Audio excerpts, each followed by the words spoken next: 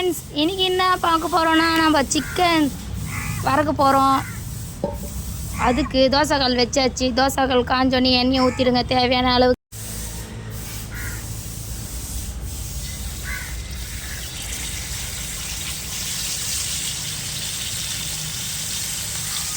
Masala தடவின leg பீஸை தூக்கி நம்ம எண்ணெயில் விடணும்.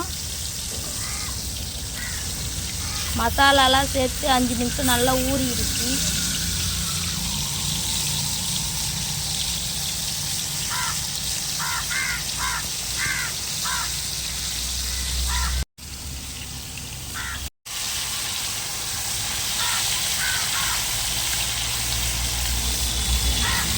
இது நல்லா வேகணும், அது வரை நம்ம வெயிட் பண்ணணும்.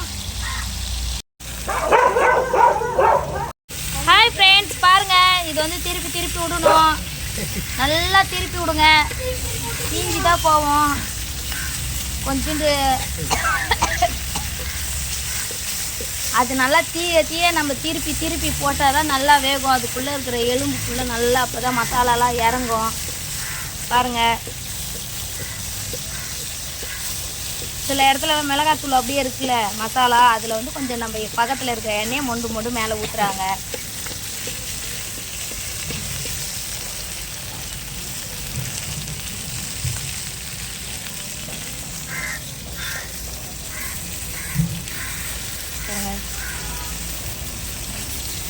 இப்படி ஒரு பெரட்டு அப்படி ஒரு பெரட்டுன்னு பெரட்டி போட்டுனே தாங்க இருக்கிறோம். நல்லா வேகணும்.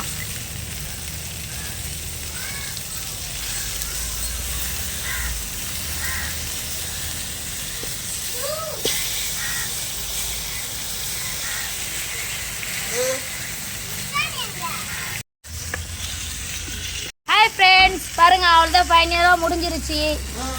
அவ்வளோதான், எடுத்து நம்ம ருசி பார்க்க வேண்டியதான். குட்டீஸ் கிட்ட கொடுத்துட வேண்டியதான். அவ்வளோதான். குட்டீஸு வந்து அவங்க தான் காசு பட்டி இதெல்லாம் செய்கிறாங்க. அவங்களெல்லாம் கூப்பிட்டு இப்போ ருசி பார்க்க வேண்டியதுதான். ஹாய் ஃப்ரெண்ட்ஸ், அவ்வளோதான், ரெடி ஆயிடுச்சு நம்மளோட சிக்கன். பாருங்க, சாப்பிட்டு பார்க்கலாம் எப்படி இருக்குதுன்னு.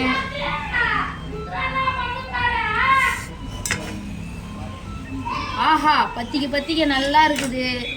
அது கொஞ்சம் லெமன் தடவி செம்மையாக இருக்குது ஃப்ரெண்ட்ஸ். நல்லா மசாலாலாம் இறங்கிருச்சு, செம்மையாக இருக்குது. நீங்களும் இதேமாரி செஞ்சு சாப்பிடுங்க. நீங்களும் இதேமாரி செஞ்சு சாப்பிட்டு பார்த்து சொல்லுங்கள் எப்படி இருக்குது ருசி. வேறு லெவல் ஃப்ரெண்ட்ஸ். ஓகே, இது தனியாக இது பண்ணு. அது